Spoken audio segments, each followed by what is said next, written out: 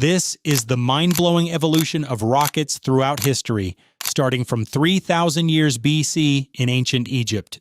This drawing was supposedly found on a temple wall inside a gold mine in the ancient Kingdom of Kush. The wall is covered in Egyptian hieroglyphs and carvings of Egyptian figures. And this shape right here looks absolutely identical to a modern-day rocket. It has the pointed nose cone at the top. It has the fins at the bottom. You can see clear separations between different sections of the body, just like the stages on a modern rocket. And there's even two human figures here, which gives us a perspective of how big this thing actually is. If you showed this image to anyone, they would definitely say that this is without a doubt a rocket. But after spending quite a while researching this, I could not verify that this carving is real. The image only shows up on 3 random websites on the entire internet. No museum has it in their collection. No archaeologist has ever written about it. As far as we know, no civilization on Earth during this era had any understanding of propulsion whatsoever. So as much as this drawing looks like a rocket, there is no real evidence that the ancient Egyptians knew anything about rocket science. So let's talk about the rocket that both NASA and the Smithsonian Institute point to as the first true rocket in human history, which was discovered completely by accident. Around 800 AD, a group of Chinese monks and alchemists were mixing saltpeter, sulfur, and charcoal together trying to create an immortality potion, but instead they got a massive explosion that set their lab on fire. They called their discovery Huo Yao, which translates to fire medicine, but that early formula was not powerful enough to push anything. It just burned. So over the next 300 years, Chinese chemists kept changing the ingredients in the recipe, and at a certain point, the burn stopped being just an explosion and became a sustained directional blast of hot gas. That is the exact moment rocketry became physically possible. They took that powder, packed it into a small bamboo tube, sealed one end, and left the other open. Light the fuse and gas blasts out the open end, shooting the tube forward with no bow, no catapult, nothing external helping it, just the gas pushing it. Someone then realized you could strap a larger version of that tube onto an arrow shaft, and by the 1200s AD, Chinese soldiers were loading hundreds of these onto wooden racks and firing them in mass volleys. A single launch could send 1,000 rockets into the air at once. From there, Mongol armies carried the technology across Asia and into Europe within a century. And in 1379, an Italian writer described the device using the word rocetta, which is where the modern word rocket comes from. For the next 500 years after that, rockets barely changed. They were still just tubes filled with gunpowder, paper tubes, bamboo tubes, slightly bigger tubes, different materials, different sizes, but basically the same idea and limitations. Then in the 1780s, a king in India figured out something so obvious it is almost embarrassing that nobody had done it before.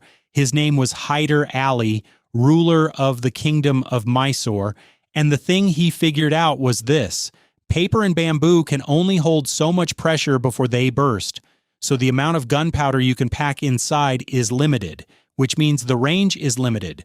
So he replaced the tube with iron. That one change transformed everything. Iron can hold far more pressure than paper or bamboo, so you could pack in much more gunpowder, which created a much more powerful blast, which pushed the rocket much farther. A bamboo rocket could fly a few hundred meters. Hyder Ali's iron rockets were flying almost a full kilometer. His son Tipu Sultan pushed that even further, getting them to nearly 3 kilometers. At their peak, they had 5,000 trained rocket soldiers, each one carrying multiple iron rockets strapped to bamboo poles for stability. Some rockets even had sword blades attached to them, designed to spin and slash through enemy soldiers when they came down. The British called them the Flying Plague. When the British finally defeated Tipu in 1799, They found around 10,000 iron rocket casings inside his fort. They shipped them back to England and spent the next few years reverse engineering everything. And in 1805, a British officer named William Congreve used what he learned to build his own version. The Congreve rocket became the standard military rocket across Europe. It was used in the Napoleonic Wars. It was used against American forces in the War of 1812. And when it lit up the sky over an American fort in 1814, a prisoner watching from a nearby ship wrote a poem about it. That line, "The rocket's red glare," from what became the American national anthem, is directly describing a weapon that traces its roots back to a king in southern India who swapped bamboo for iron.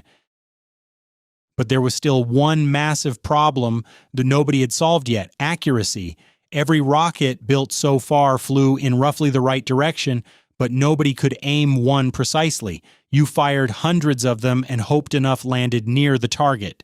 So in 1844, a British inventor named William Hale came up with a solution. Instead of attaching a long wooden stick to keep the rocket straight, he drilled small angled holes around the exhaust end. When gas blasted out the back, some of it escaped through those holes at an angle, which made the whole rocket spin. A spinning object naturally resists changing direction, so it stays on course without any stick holding it. Same reason a bullet spins when it leaves a gun barrel. The Hale rocket was more accurate and far easier to carry than anything before it. Both the British and American armies adopted it almost immediately, but while rockets were getting better, so was everything else. Conventional cannons and artillery kept improving through the late 1800s. More powerful, more accurate, longer range, and compared to those, rockets started looking pretty useless. By 1900, every military on Earth had dropped them completely, and without military money funding the work, the Hale rocket ended up being the last rocket anyone seriously built for the next 25 years. But in 1926, a physics professor from Massachusetts named Robert Goddard was out on his aunt's farm with just 4 people watching. He launched a 10-foot-tall pipe held together by thin metal rods. It flew 41 feet into the air and crashed into a cabbage patch. The whole flight lasted 2.5 seconds. Nobody reported on it. Goddard kept it secret for a decade, and at the time, it looked like the most embarrassing thing ever built. But what was inside that pipe is the reason every rocket since then has worked. Goddard switched from gunpowder to liquid fuel. Here's why that matters. Gunpowder rockets are like a firework. You light them and they burn however they want until they run out. And you cannot slow them down, speed them up, or shut them off. But liquid fuel gave rockets a throttle for the first time in history. You could now control how fast the fuel burns, which means you could control how much thrust comes out the back. But the second breakthrough was the nozzle shape. A Swedish engineer had figured this out back in 1888, but Goddard was the first person to ever use it in a rocket.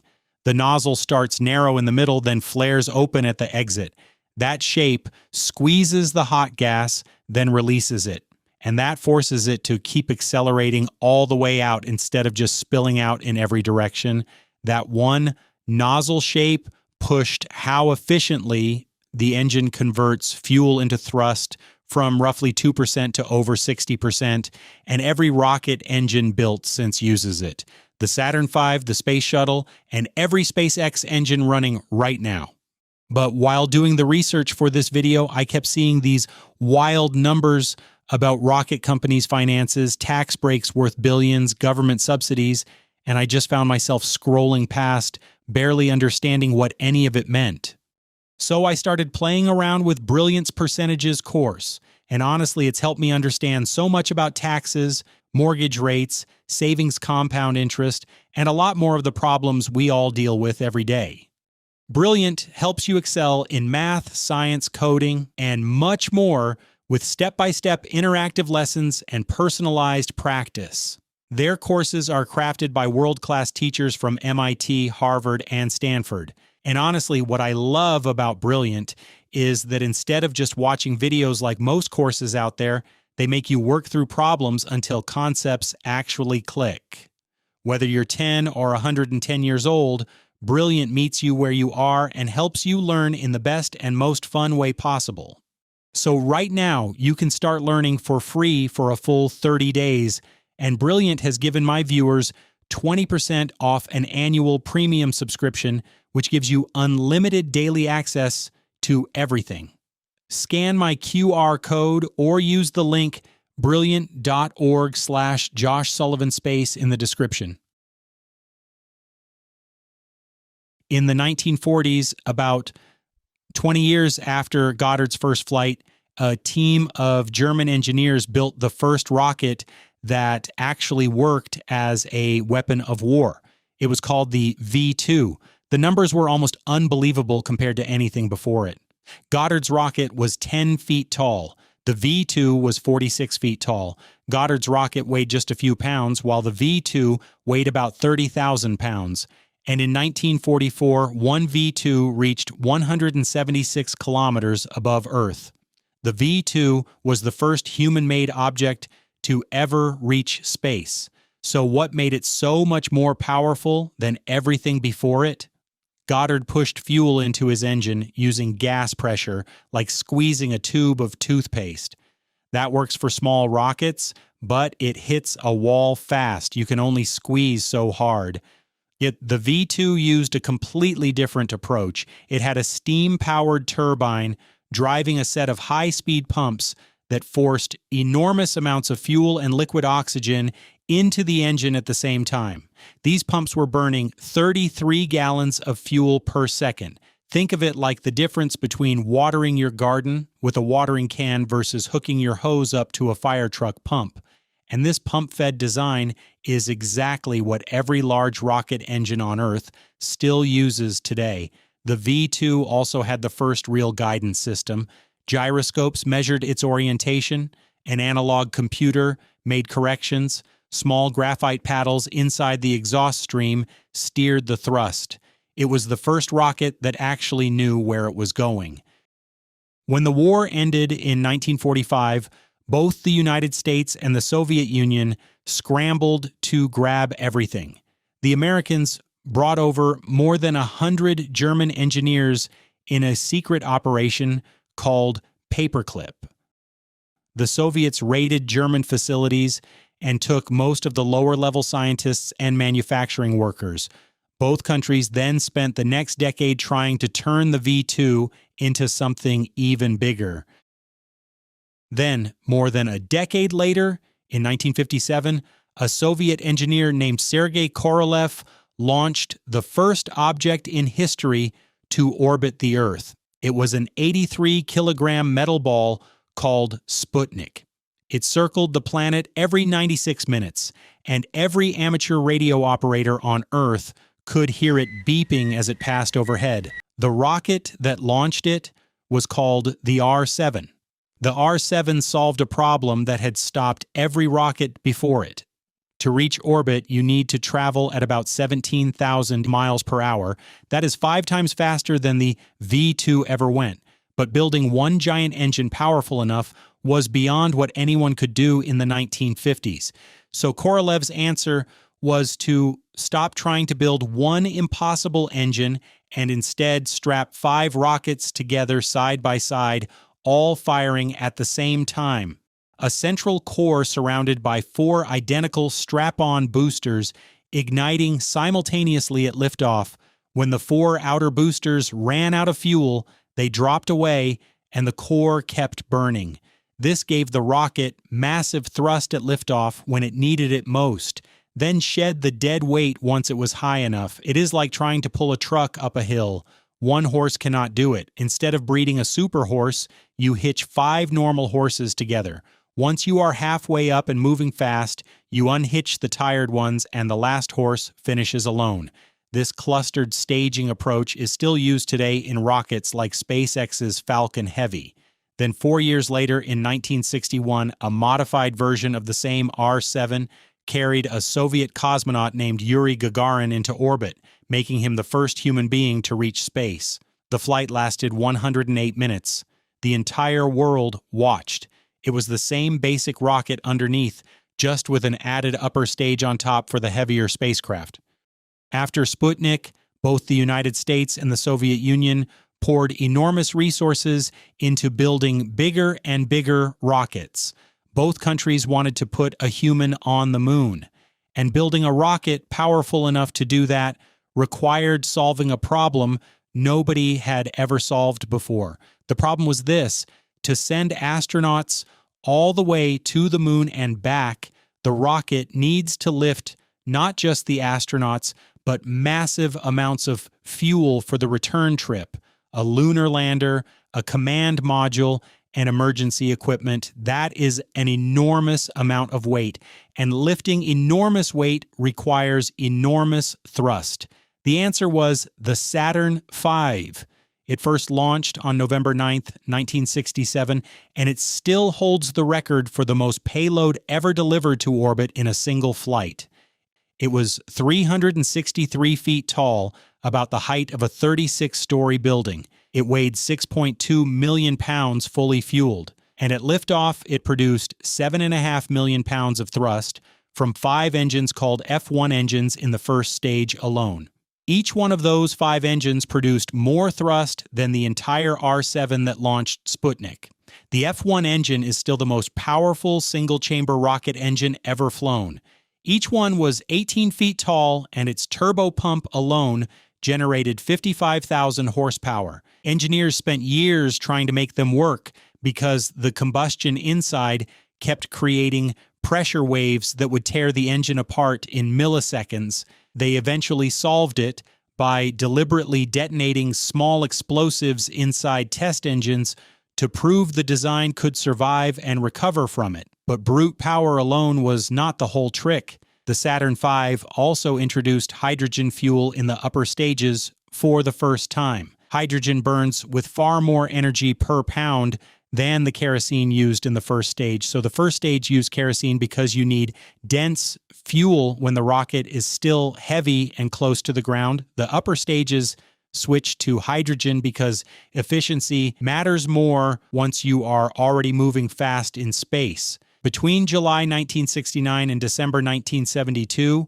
the Saturn V put 6 crews on the surface of the moon. Over 13 total flights, it never lost a crew and never failed to deliver its payload to orbit. And then, after the last moon mission, NASA stopped building them because they were simply too expensive to keep making. The Soviets built their own version called the N-1. It exploded on all 4 of its launch attempts. They never made it to the moon. For the next 9 years, nobody built anything that came close to the Saturn V. NASA flew smaller missions. The space race slowed down, and engineers started asking a different question. Instead of building the most powerful rocket ever made, what if you built one you could actually use again? After the moon landings, NASA faced a different problem. The Saturn V could reach the moon, but it cost around $1.2 billion per launch, and every single piece of it was thrown away after one use. For launching satellites and supplies into low orbit around Earth, that made no sense at all. So NASA built the Space Shuttle. The first shuttle launched on April 12, 1981, and for the first time in history, a vehicle that had been to space came back and landed on a runway like an airplane. The winged orbiter glided home without any engines and touched down in California. The crowd went absolutely silent watching it. The big idea was reusability. Before the shuttle, every rocket was a single-use object. You build it, you launch it, it is gone. The shuttle was designed so the orbiter would fly back and land. The solid rocket boosters would parachute into the ocean and be recovered, and all of it would be cleaned up and launched again. NASA projected they could fly 50 missions a year and bring costs down dramatically. The shuttle's main engines, called the RS-25, were genuinely remarkable. They used a combustion cycle so efficient that almost no energy was wasted. They could be throttled between 67 and 109%, and they were designed to be removed after each flight, inspected, and reinstalled for the next one. But reusability turned out to be much harder than anyone expected. After every flight, workers had to inspect roughly 24,000 individual ceramic tiles covering the outside of the orbiter, each one a slightly different shape, many checked by hand. The solid boosters landed in corrosive salt water and needed almost complete rebuilding each time. Instead of 50 flights a year, the shuttle averaged about 4. Instead of the projected launch cost, each mission ended up costing around $1.5 billion, which is actually more expensive per flight than the Saturn V it was supposed to replace. NASA flew the shuttle for 30 years, 135 missions. It built the International Space Station. It launched and repaired the Hubble Space Telescope 5 times, but 2 shuttles were lost in disasters. The shuttle proved that reusing rockets was technically possible. It just proved it in the most expensive way imaginable. The problem was not the idea. The problem was that the hardware was too complicated to reuse cheaply. That lesson directly shaped what came next. Every rocket on this list had one thing in common. Once it launched, it was gone. But in 2015, SpaceX completely changed the game. A rocket called Falcon 9 launched, delivered its payload to orbit, and flew itself back to the launch site. It landed on 4 legs, engines first, fully intact, ready to fly again, and this completely restructured the entire rocket industry. Russia had been the world's cheap launch option for decades. In 2013, Russian rockets were carrying nearly half the world's commercial satellites. Then SpaceX started undercutting their prices with a reusable rocket. By 2019, Russia had not flown a single commercial satellite mission, and their entire commercial launch business went to zero and never came back. Europe spent 10 years and hundreds of millions of dollars building a rocket specifically to compete with Falcon 9. But Europe's rocket launched 4 years late costs 50% more per flight and still requires $340 million a year in government subsidies just to keep the program alive. The most counterintuitive thing that happened is that customers started asking for used rockets. Initially, when SpaceX first offered a previously flown booster, they had to discount it because nobody wanted to ride a used rocket. Now it's the opposite. A booster that has already flown and landed successfully is considered more reliable than a brand new one. One single Falcon 9 booster has now flown 33 times. By 2025, SpaceX was launching more rockets per year than every other country and company on Earth combined. And right now, in 2026, SpaceX is testing something that makes the Falcon 9 look like a warm-up act. It's called Starship, and it produces more than twice the thrust of the Saturn V, which held the power record for 50 years. But the big number is not the power. The big number is what comes next. The space shuttle cost $54,000 to send 1 kilogram to orbit. Falcon 9 brought that down to $2,700. Starship, if it works as designed, could bring that down to around $10. That is a completely different category of machine. Here is what makes that possible. With Falcon 9, only the bottom half comes back. The top half is still thrown away every single flight. Starship is designed so that both halves come back.